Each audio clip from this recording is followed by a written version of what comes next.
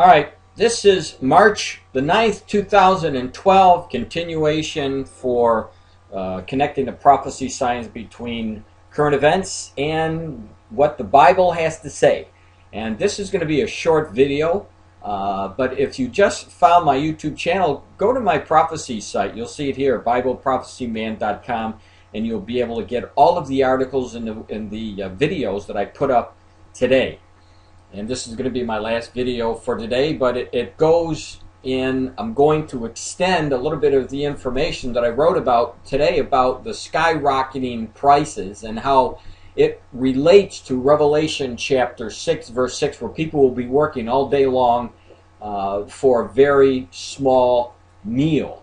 And I'm hoping that you'll read Revelation 6:6 and find out for yourself what Jesus Christ has to say for word, because we see the formation of these prophecies coming to pass in these last days. Now, what I wanted to do as another proof text to show you that what the Lord showed us so many years ago is actually happening now at the same time as all the other prophecies are taking place, I'm going to go in to pull up this article for you, and you'll be able to see it. Now, what I want to do, I hope that you'll be able to see this, but if you go to my website, you're going to have the link, so if you can't see it good enough on the video, you'll be able to read it once you go to my website and just click the link. But as you can see here, it says, Oxfam warns of impending humanitarian crisis in drought-stricken West Africa. Keep in mind, the Bible talks about in the last days there's going to be severe droughts, where intense heat from the sun. It's going to dry out everything. There's going to be scorching heat. We're going to see a lot more fires around the world than we've seen because everything will be so dry, lack of water, and so forth. Now let me go into the scriptures, or the proof text here from this article. It says the British-based international charity Oxfam has warned that up to 13 million people in West and Central Africa are at risk of food crisis brought on by a severe drought. So you have problems with the food, you have severe drought, two of the things that Jesus Christ told us to look for. Of course, there's going to be more as you see through this article. The agency has launched an emergency appeal to raise $36.3 million to aid more than 1 million of the most vulnerable people in the blighted region.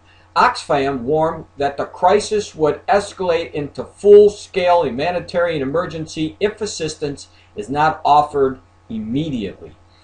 Now, when you go through this article, you'll see a list of Chad and all the way to Sandoval, the different places, Niger, that are facing this malnutrition problem.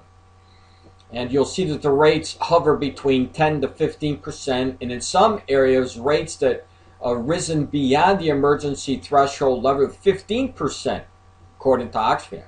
So there's over 1 million children at risk of severe acute malnutrition.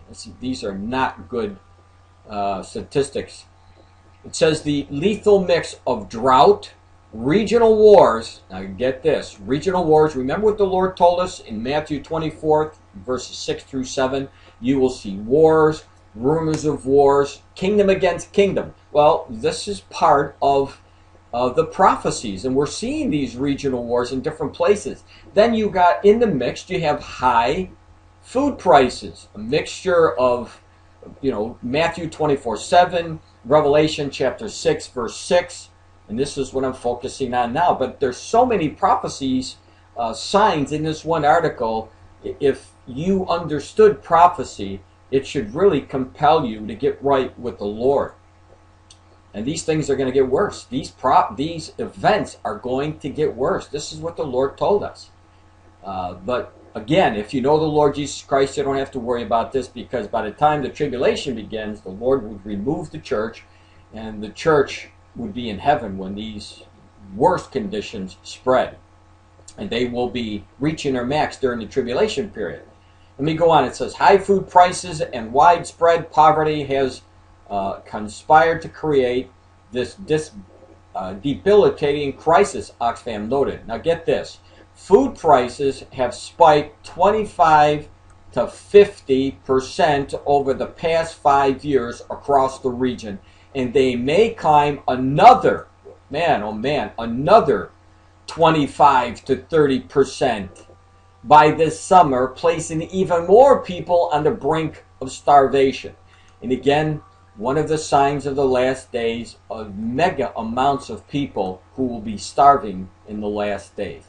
And believe me, if you know signs, you'll know that there's going to be a lot of things that's going to cause starvation. You'll have, for example, you can have the drought, you can have the massive floods that are wiping out the crops, you can have the pestilence from the bugs, you can have water damage from huge storms, tornadoes, tsunamis, all the different things that could cause the rise in food prices because the crops are taken out.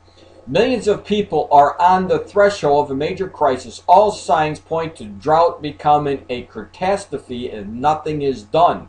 The world cannot allow this to happen. Well, they're allowing it to happen, a major catastrophe in Syria without anybody doing anything.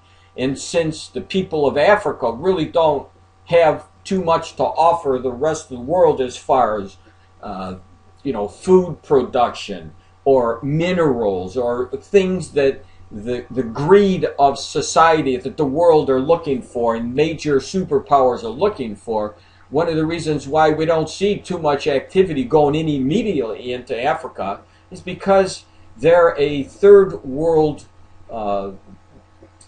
nations, and they drag their feet to help people. It's part of the greed in the world. It says a concerted aid effort is needed to stop tens of thousands dying due to international complacency. There you go. It even says it right there about this complacency. Really gets you sick when you think about how different nations react to nations who don't really have much to offer, or national security. It says, we witnessed last year the situation spiraling out of control in East Africa as the aid community failed to act swiftly. The worst can be avoided and thousands of lives will be saved if we act now. It's that simple.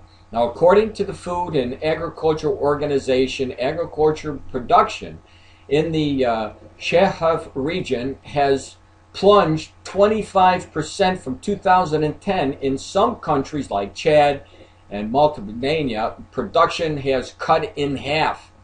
When you have this, man, oh man, you got situations here that really are devastating for millions and millions of people. But these are part and parcel, the signs that Jesus told us to look for in the last days. They're already upon us, and we see these signs like this are growing in the different countries.